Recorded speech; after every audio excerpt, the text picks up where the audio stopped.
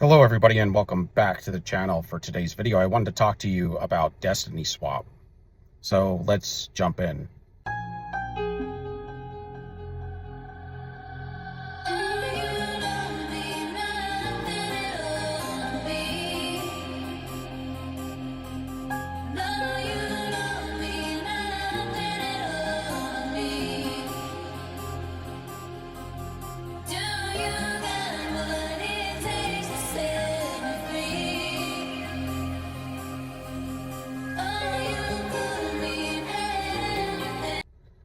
So what is a destiny swap? It has to do with witchcraft, first of all, and spelling. But the narcissist is anybody dealing with dark demonic energy is going to be a person, a practitioner, whether they know it or not, in human form. I mean, they're going to be basically an untaught practitioner, because if you're dealing with negative energy from the abyss, then there's no need to be taught anything. You are the embodiment of it. So I've spoke on this a lot on the channel in the past, and I hope that makes sense. But when you're dealing with demonic energy, then there's nothing to be taught, because who taught witches and warlocks to be who they are and wrote those witchcraft books and stuff were from demons and fallen angels. So there's nothing else to say about what they are. But what I am trying to say is picture the narcissist as a witch or a warlock at the highest degree, because they're dealing with something that's controlling them, and it's controlling them from where witchcraft comes from, derives from, the abyss.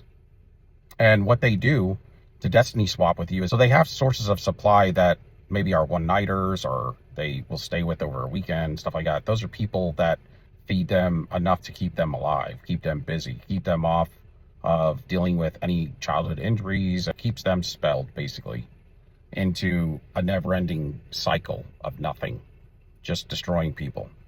But then they also are always on the search for a high-value empath. Now, don't get it twisted. I'm not talking about a high-value empath, whether they are awoke or not, or operating correctly or not. That's not what I'm talking about. I'm talking about a high-value empath to them. A high-value empath to them is somebody who can walk in the fruits of the spirit, and they can generate a lot of love and a lot of forgiveness, accepting of taking them back over and over and over again.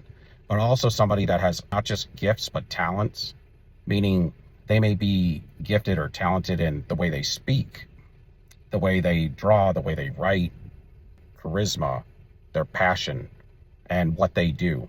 Everybody has talents that they perfect. Sometimes people call it a craft. It could be in architecture or design. It could be anything. But they find people that are highly empathetic, that are very persuasive in a good way, not in a manipulative way. It's kind of like you can apply pressure. People say, well, just apply more pressure.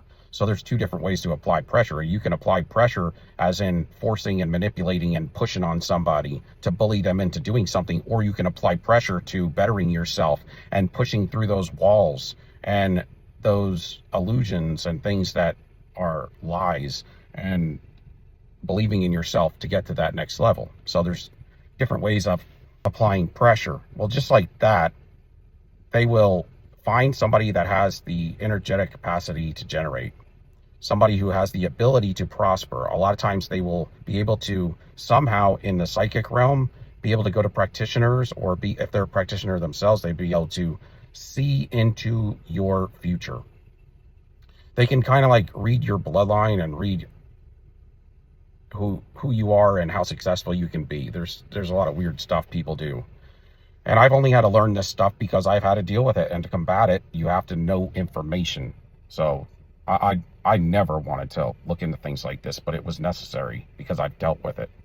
So what they do is they will look into your psychic future, and they'll find out that you have success coming in your life. And so they will come to you, and they will try to attach to you. And we always say that they're a copycat. The narcissist is a copycat. They're the carbon copy, and you're the only one. You're the real deal, the original, with style. So what they want to do is they want to steal your destiny, your future.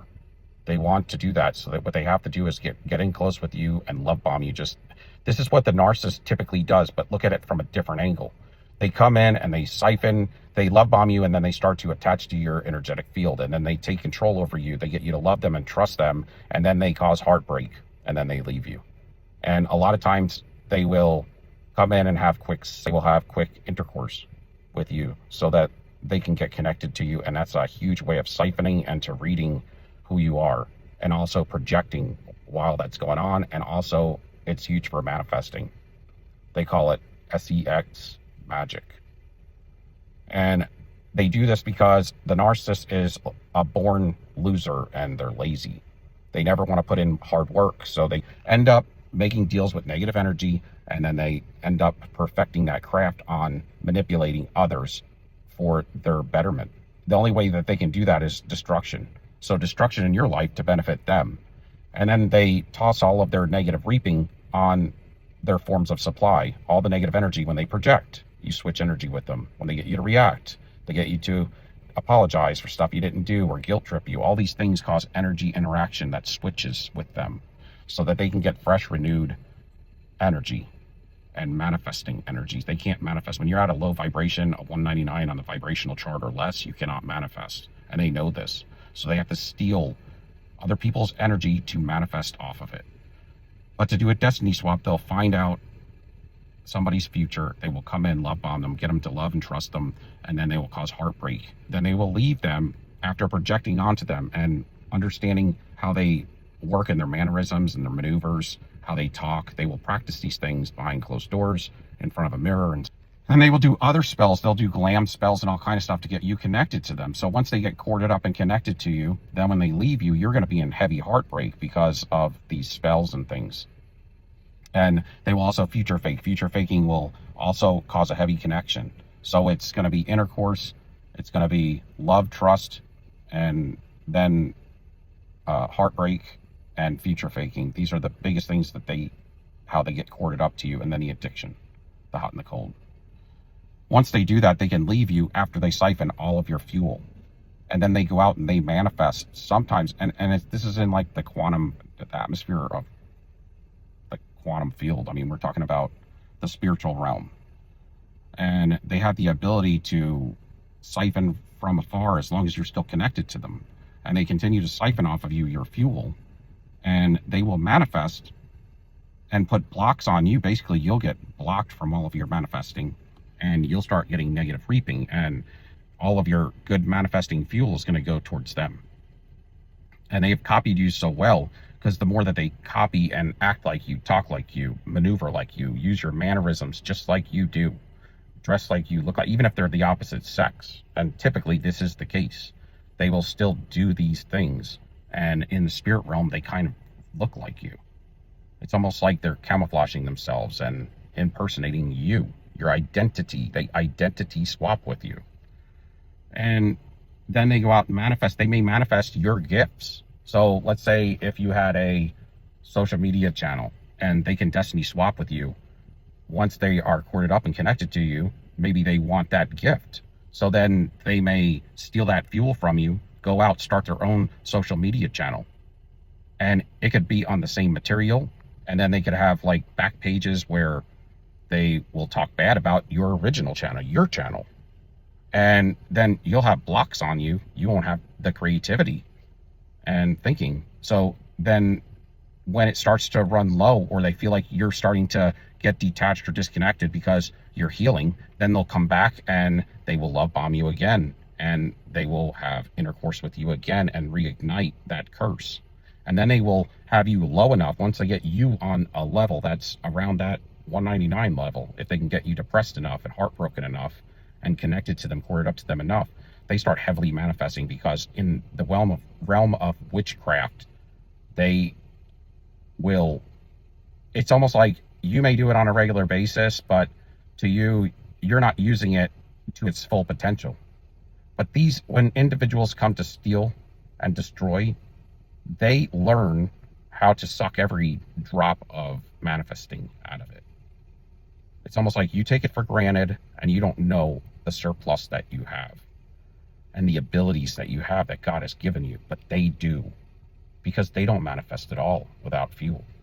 So it's almost like when you don't have it, you know what, man, real good talents look like when you have none. But when you have talents, you take them for granted. And God has blessed all of us that are unique and authentic in being our true self. And because we went into consent, covenant, and contract with these individuals, this is the price we have to pay. And a lot of times it's through lust, not love. It's not abiding by the laws of God and the fruits of the Spirit.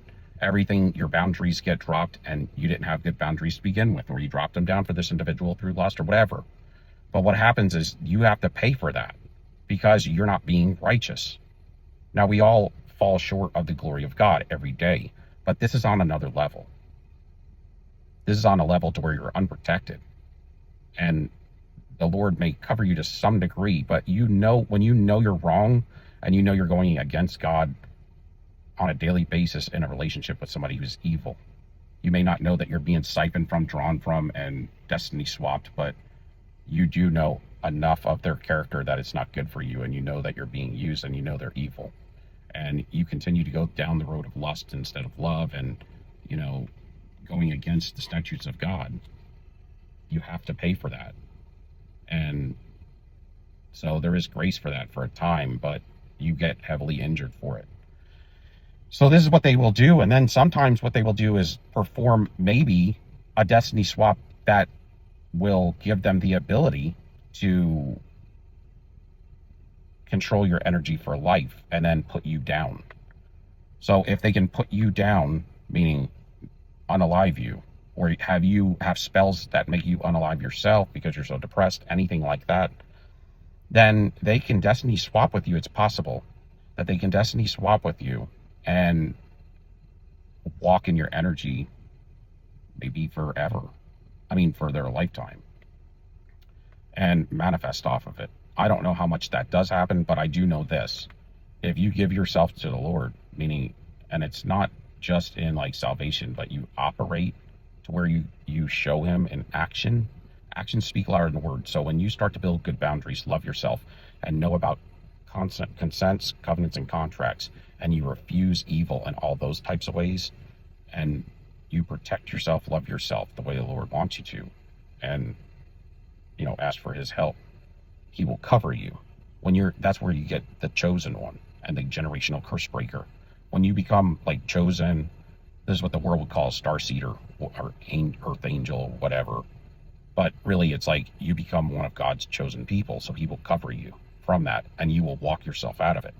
But you will have to do it through these statutes, meaning loving yourself, walking away from evil, having good, strong boundaries, and rejecting evil, these evildoers, and dealing with the circumstances that come with it. Now, all of these spells have time limits to them. So once you get out of the cycle, just like a narcissist has a cycle with you, spells have cycles too. And which means that they have the ability that's built into this world to operate under some of those spells and not get heavy repercussions for doing it for that cycle. But when that cycle ends, and when you wake up to this, God will protect you through it. So he will revoke it, but you'll have to pay in the negative reaping of it in other ways. But when that cycle ends, if they will be told, if they go to another practitioner and try to spark it up again, they can't do that anymore, or God won't allow it anymore. Yet you're a protected individual. And if they start to reignite these things again outside of the laws that are put into place in this world system, it's almost like God put universal laws into the system for everything, even for what witchcraft has to abide by. So just like there's gravity, there's also laws for everything else. What goes up must come down. That's a law. And the same thing goes for some of these spells. They don't just run amok. They have to abide by God's law. Even, of course, evil does. And when they do this stuff, they try to continue to push it through because they don't believe in God. A lot of these individuals don't. And it gets revoked and revoked and revoked. And then they start getting negative karma or reaping so bad. And then they're trying to push it through again because they're bullies. And the demon in them is insatiable. So it's still pushing. I'm going to do it. I'm going to win. I'm going to win. And this is how the negative energy destroys the human being that they're controlling. They'll have that individual doing it until they're crawling in their grave. And that's what they'll end up doing. But when they keep pushing these things through in these death spells, they actually get revoked from you and cast back on them. And when you see somebody that gets utterly destroyed, like you've never ever seen in your entire life for doing something to you, some of it is because they did it to other people and they never received their negative reaping until you sparked it by your obedience with God.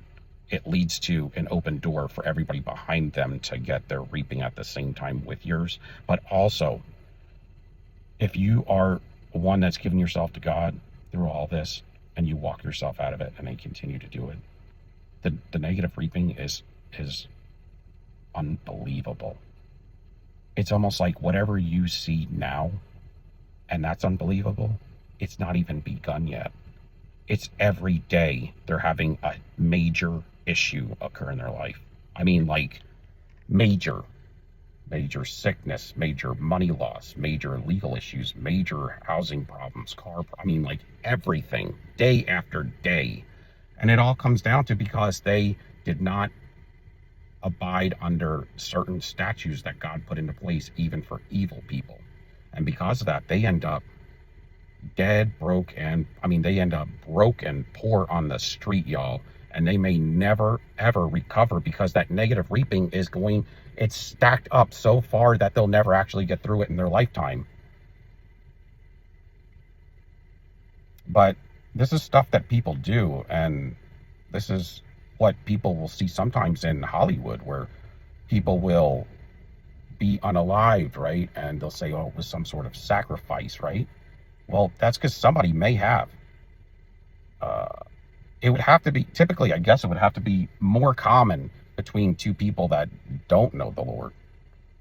Because if you know the Lord kind of will pretty much protect you, in my humble opinion. You will get destroyed in certain areas, but he probably wouldn't allow that to be completed. But if the destiny swap doesn't occur, like they fail at it, that's when they get huge negative reaping too. So going against the laws and the statutes, or not being able to fulfill the complete destiny swap, will wreck them forever. Like they will be in perpetual poverty and a negative, like bad addictions for the rest of their life. And they will be such heavy addictions and stuff that they'll be in and out of prison or on the streets because they can't afford but to supply for the addiction. And they will have nothing. And it will be so backed up with the negative reaping that they'll never, ever get to a point of prosperity if they were to live their whole life. That's how much is stacked up upon them for the things that they've done. So you want to run from the narcissist, because most all of them do this on some sort of level, whether it's unbeknownst to them or not. But a lot of times when they get into heavy witchcraft, they'll actually do also physical identity theft on you, and they'll steal your complete identity physically and spiritually. I mean, the more they can look and act like you physically in this physical 3D realm or in the spirit realm, and both, they can manifest greater. I know this sounds crazy, but it's the truth. Anyway, if you can give me a like, subscription, and thumbs up, love you all till next time. So, peace be out.